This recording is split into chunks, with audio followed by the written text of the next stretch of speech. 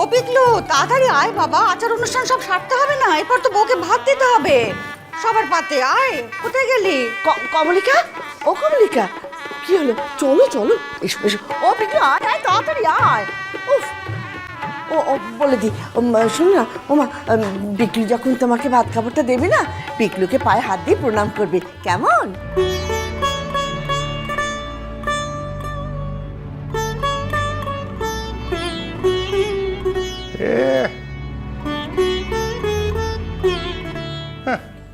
ভাত কাপড়ের ভার নিচ্ছে। ওর ভাত কাপড়ের তোয়াক্কা করে যেন আমার বৌমা। একে রোজগেরে গিন্নি, তারপরে শ্বশুরের স্থাবর অস্থাবর যা কিছু সম্পত্তির মালিক তো সেই হবে। তোমার ছেলে আবার ভাত কাপড়ের ভার নেবে।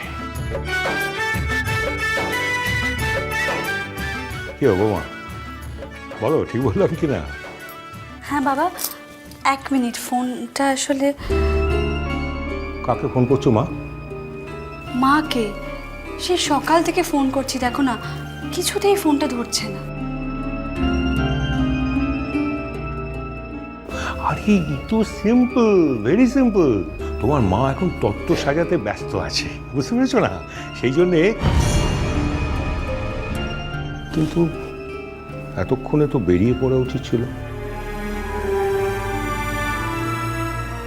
এক্স্যাক্টলি, সেটাই তো। সেই জন্যই আমি একবার খবরটা নিতে চাইছি। কোথায় একবার আমাকে ফোন করে খবরটা দিয়ে নিশ্চিন্ত করবে, তা তো করছেই না। আমি ফোন করছি সেটাও ধরছে না। পিকলু আর কতক্ষণ ধরে দাঁড়িয়ে থাকবে বৌমা? এবার অনুষ্ঠানটা সেরে ফেলো।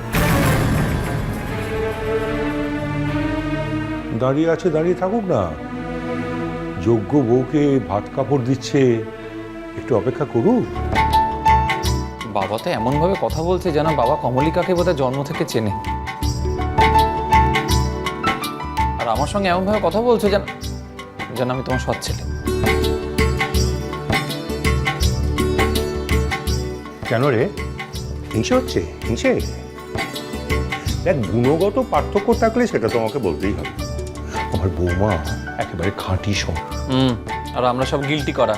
না, ঠিক তা নয়, তবে একটু খাদ বেশি আছে, বুঝছিস?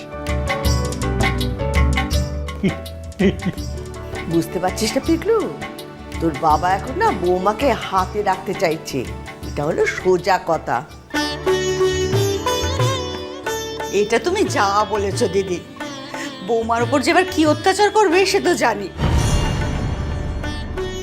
আমাদের দিয়ে তো খুব একটা সুবিধা হচ্ছে না, আমি তো সব কথা শুনি না। না বৌদি, তোমার ছোট বউয়ের আজকাল দেখছি এই ঘটে একটু বুদ্ধি শুদ্ধি হয়েছে, তবু ভালো।